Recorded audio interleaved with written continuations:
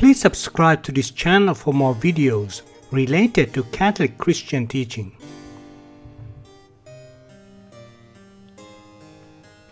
The sacrament of the Eucharist can be validly received by every baptized person in the wayfaring state, that is, alive, including underage children.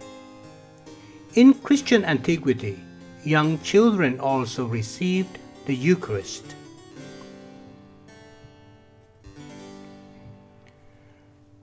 For the worthy reception of the Eucharist, the state of grace as well as the proper and pious disposition are necessary. The Council of Trent condemned the teaching of the Reformers that faith alone is sufficient preparation for the reception of the Eucharist. At the same time, it decreed that those in mortal sin must first receive the Sacrament of Penance, if an opportunity for receiving it offers itself.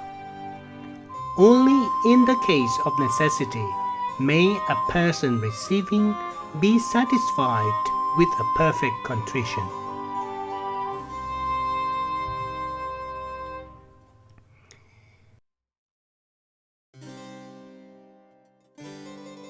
Since the measure of the grace conferred is in proportion to the subjective disposition of the recipient, the reception of Holy Communion should be preceded by a good preparation, and an appropriate thanksgiving should follow it.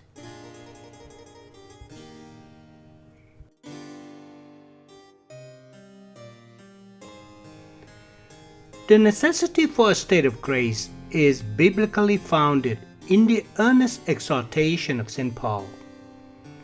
Examine yourselves, and only then eat of the bread and drink of the cup.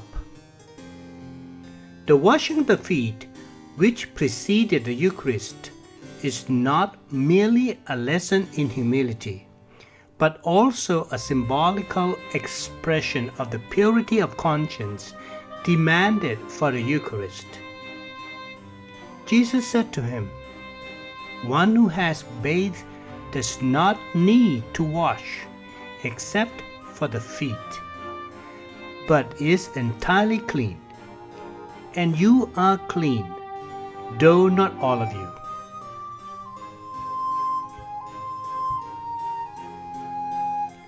On the other hand, the Church rejected the rigorous demands of the Jansenists, who demanded a well-deserved expiation for sins committed and an entirely pure love of God as preparation for Holy Communion.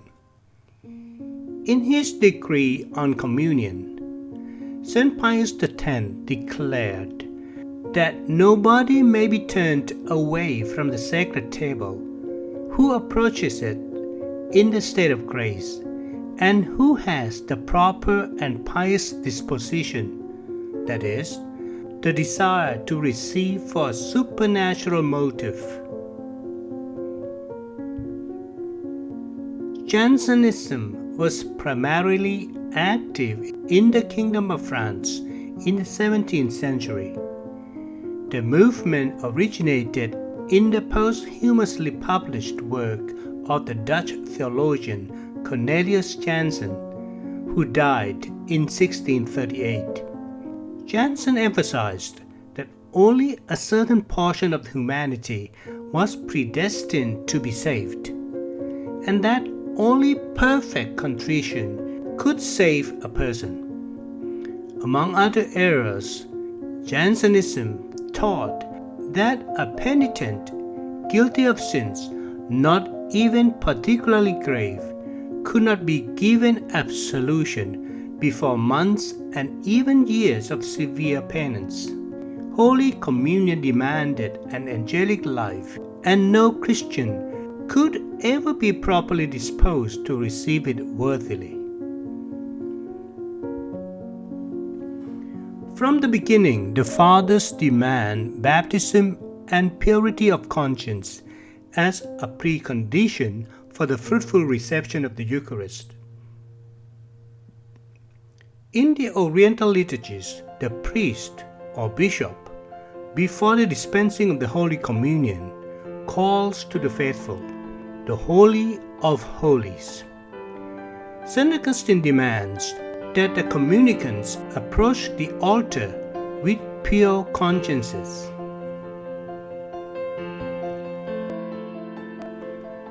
An unworthy communion is a sacrilege. Whoever therefore eats the bread or drinks the cup of the Lord in an unworthy manner will be answerable to the body and blood of the Lord. And for all who eat and drink without discerning the body, eat and drink judgment against themselves. The direct sins against God and against the humanity of Christ are, however, objectively more mortal sins than the profanation of the sacrament of the body and blood of Christ.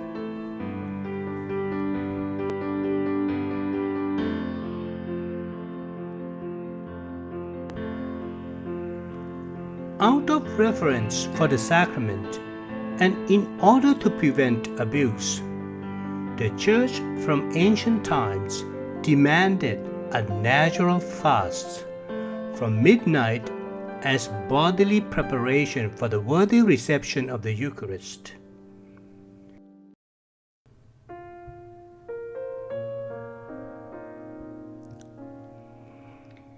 St. Augustine, speaking of the custom existing at his time over the whole earth, and which was already attested by Tertullian and St. Hippolytus, of receiving the Eucharist, fasting, except on anniversary of its institution, refers it to the ordinance of the Holy Spirit.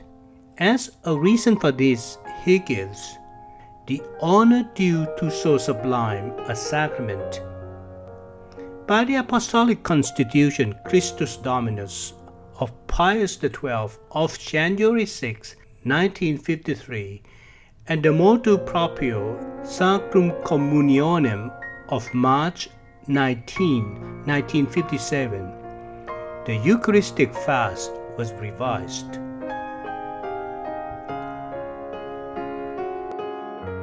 The current rules were introduced by Pope Paul VI on November 21, 1964, and are found in Canon 919 of the Code of Canon Law.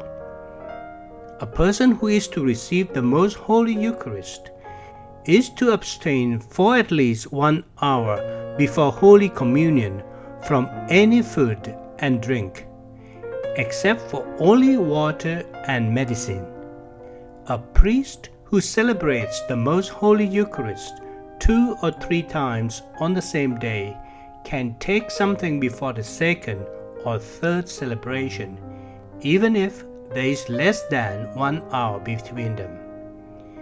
The elderly, the infirm, and those who care for them can receive the Most Holy Eucharist, even if they have eaten something within the preceding hour.